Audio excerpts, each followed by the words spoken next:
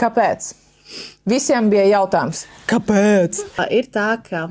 Kāds kolēģis apžo?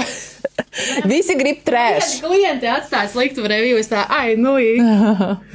Nē, bija tā, ka es vienkārši gribēju īstenot tādu lietu kā ģimeni. Un es sapratu, ka es strādājot 6-7 dienas nedēļā pa 11 stundām nebūšu spējīga, jo es varu atnākt mājās un tikai bļaut. Man gribējās ģimenes dzīvi, bērniņu. Un man gribējās izveidot vegāriku. Tā kā, ja tā varētu teikt, ka tāds, tas mērķis bija, izveidot lietas, pa kurām es tā kā sen sapņoju.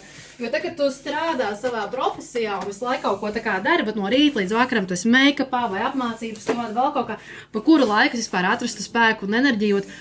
Es tagad taisīšu mājaslapu, tagad taisīšu dizainu siksnām, tagad es meklēšu šo. Tā kā tu nevari to izdarīt. Man to sapni gribējās izdzīvot, jo es 10 gadi par to sapņoju. Tā kā es biju gatava aiziet no visa un ēst roltonu, no sērijas.